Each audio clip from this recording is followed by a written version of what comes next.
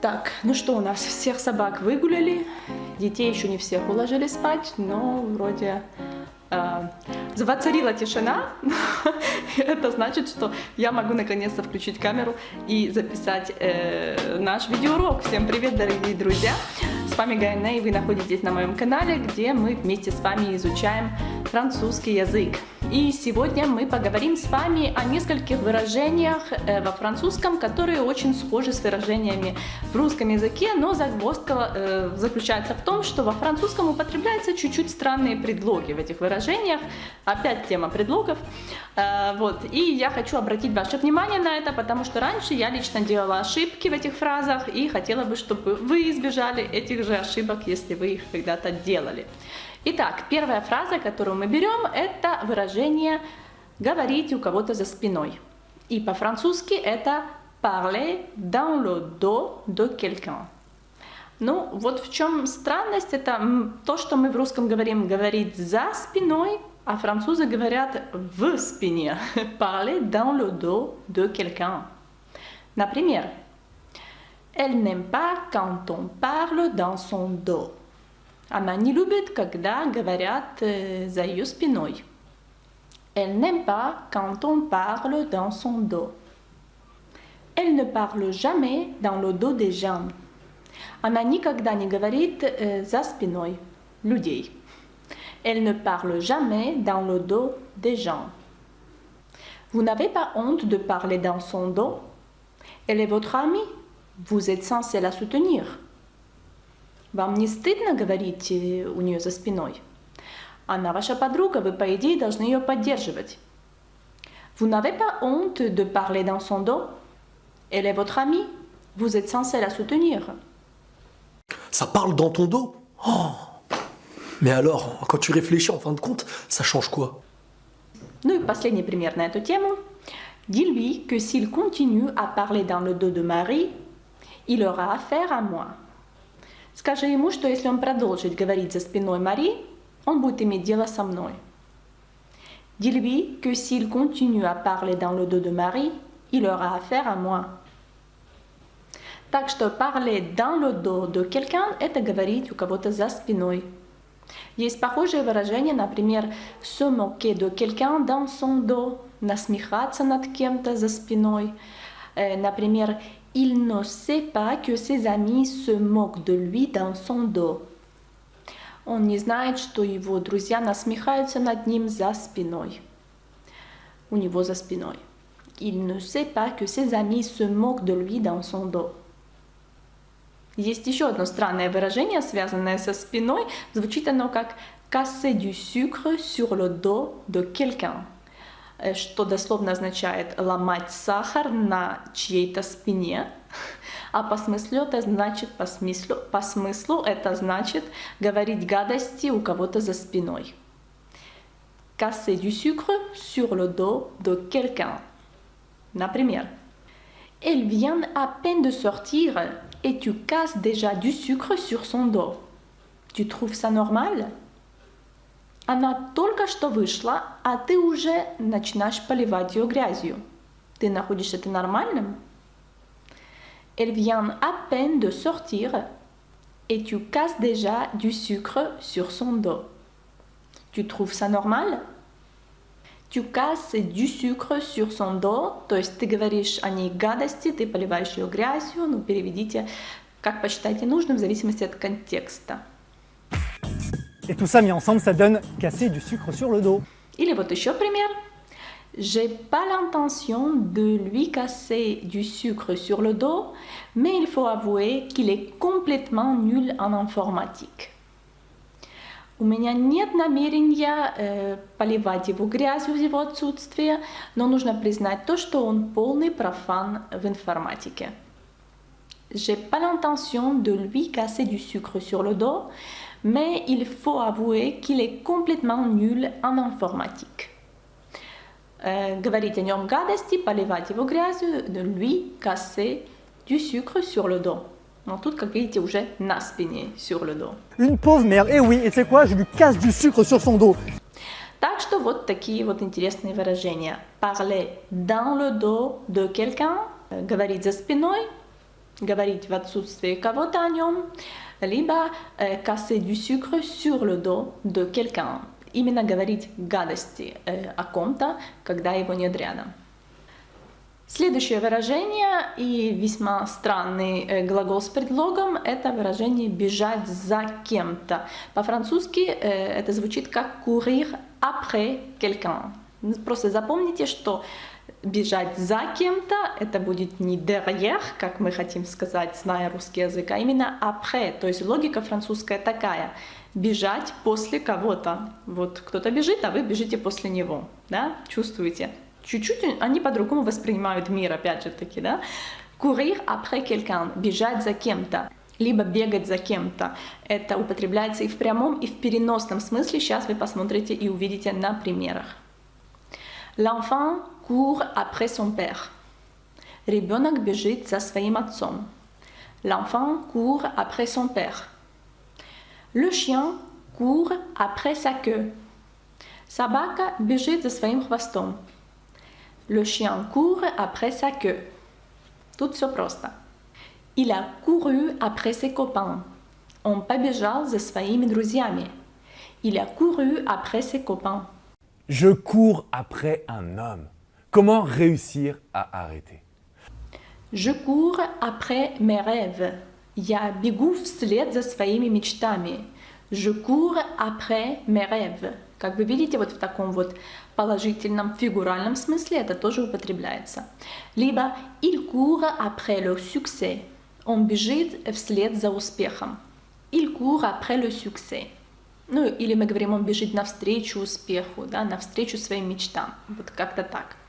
Je vous emmène dans les coulisses de nos meilleurs restaurants. Pourquoi leur chef court-il après les étoiles à l'heure où certains décident de les rendre?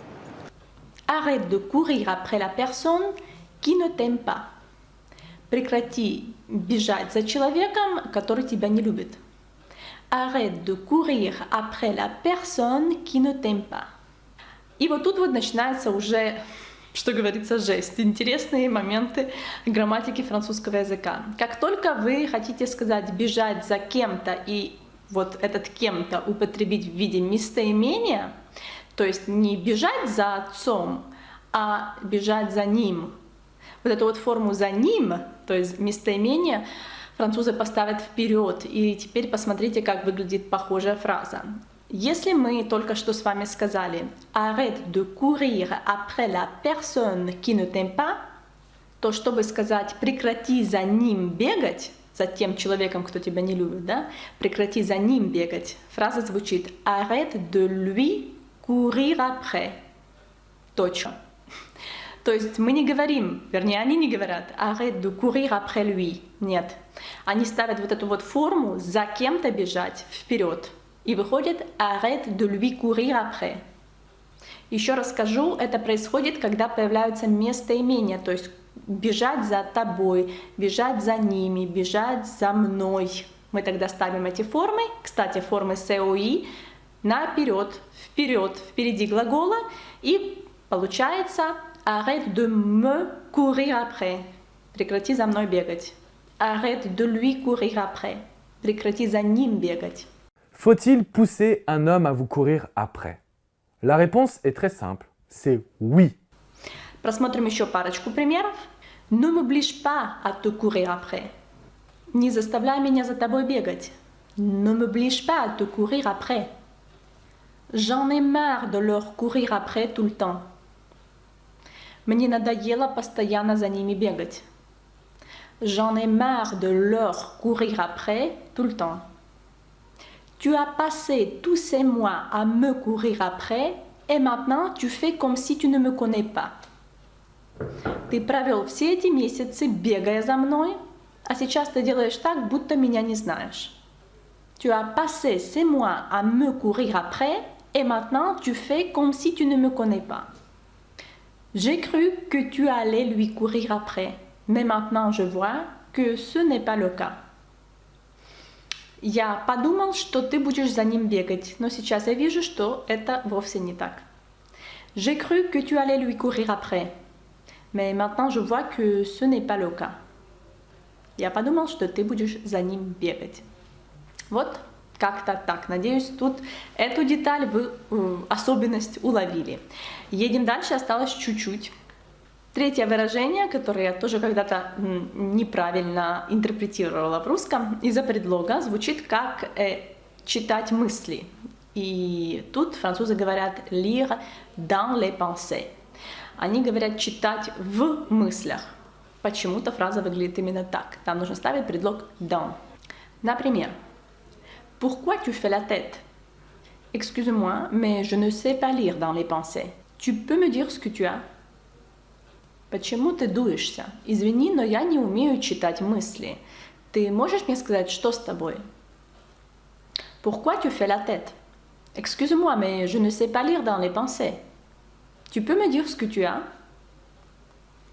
Извини, но я не умею читать мысли. Je ne peux pas lire, je ne sais pas lire dans les pensées. Comment lire dans les pensées? Как читать мысли? Tu sais lire dans les pensées? Ты умеешь читать мысли? Tu sais lire dans les pensées? Notre médium a lu dans les pensées de nos volontaires et ils n'en reviennent pas. Je pense que pour lire dans les pensées, il faut posséder des pouvoirs surnaturels. Я думаю, что для того, чтобы читать мысли, нужно владеть сверхъестественными силами. Je pense que pour lire dans les pensées, il faut posséder des pouvoirs surnaturels. Tu penses à Paul? Comment tu as deviné? Tu sais lire dans les pensées? Ты думаешь о Поле? Как ты догадался? Ты умеешь читать мысли? Tu penses à Paul? Comment tu as deviné? Tu sais lire dans les pensées? Quand je les ai remis à mon père, il m'a saisi la main et m'a dit « Comment tu sais lesquels je voulais? Je ne te l'ai pas dit. Dis-moi ce que tu sais. » Je n'avais qu'une hypothèse. Je lis dans les pensées.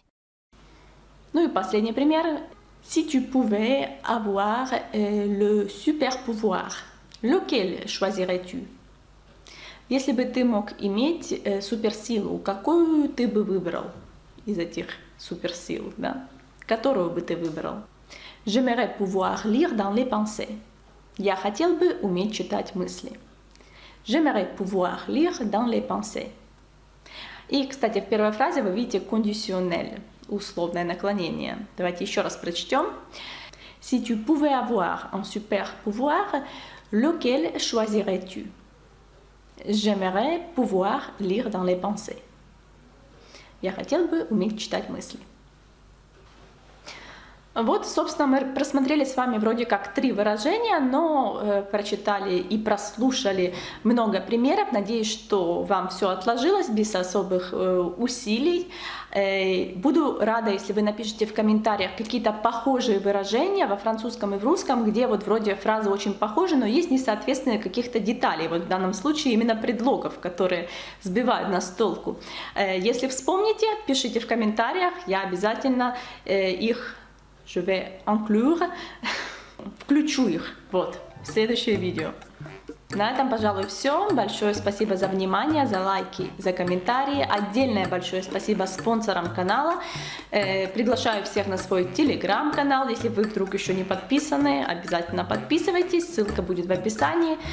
Ну и, наверное, на этом все. Я ничего не забыла? Надеюсь, ничего. В общем, увидимся в следующем видео. Merci beaucoup et à la prochaine. Au revoir.